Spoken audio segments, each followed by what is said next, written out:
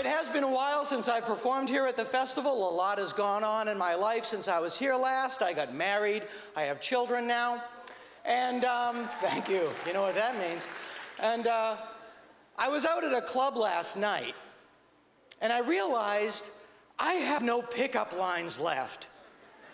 I mean, I don't need them. Everything's fine. But I've been trained as a husband for so long that even if my wife left me, I have nothing. If my wife split tonight, I would just be staggering up to women in bars. Hi, I couldn't help but notice you were sitting there alone, and I thought you might have a list of chores and errands you wanted me to run.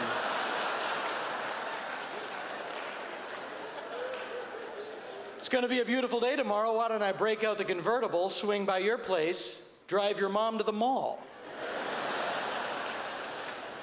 You like? Then she can complain about your dad and yell at me when I agree with her. But we do have children. We have 2 girls. Our daughters are from China. They're adopted. And when we first told a really good friend of ours that we were adopting from China, our really good friend said, "Are you gonna teach them English?" And I said, "Yeah." You ever done that? Sometimes somebody says something really stupid without thinking, and you calculate how much time it will take to argue and disagree, and decide to just go along with them and then treat yourself to an ice cream sandwich. Well, you know why there's global warming: gay marriage. You're right. Man, I love ice cream sandwiches. But I do have a piece of advice for the guys in the audience tonight. Just a little thing, jot it down. Your one trick to a successful marriage, this is all you need to know: never, ever, ever finish this sentence. I'll tell you what I frickin' think, and you're done. No one has ever gotten any by finishing that sentence. There's no pot of gold at the end of that thought. Like my father, I have 2 basic emotions: rage and suppressed rage. My father is a very interesting guy. A lot of people say that he's bigoted and racist, but in his defense, a lot of those people aren't white. But to his credit, my dad will come up with racial hatreds that you didn't even know were racial hatreds. You'll hear him in the other room watching the news. "Oh, there go the Belgians again. They're at it. They're worse than those you-know-whats from Upper Iceland. I got no time for that. Your blacks got all the sports and music. Your Latinos got your manual labor market all sewn up. The Japanese got everything you plug into the friggin' wall that lights up and buzzes.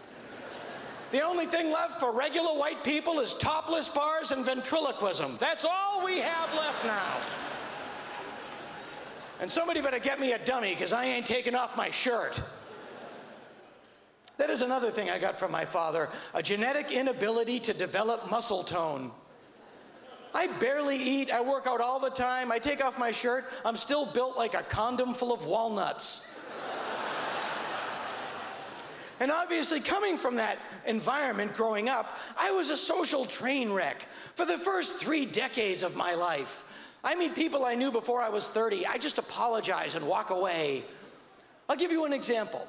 When I got married, I had to learn how to fight. Because I'm a very non-confrontational person. I don't like conflict.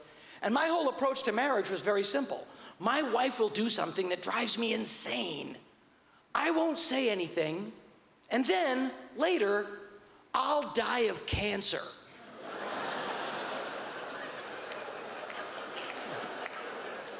But you gotta get in there and fight. But the big fights are never about the big things. The big fights are never about religion or politics. They're always about, shopping. And my wife is a very clever woman. When she sends me to the store, she will often include on the list several items that don't exist. Just to keep me out of the house and looking that much longer. And I end up wandering around the grocery store going, "Yeah, do you have any maple-flavored vodka pops?"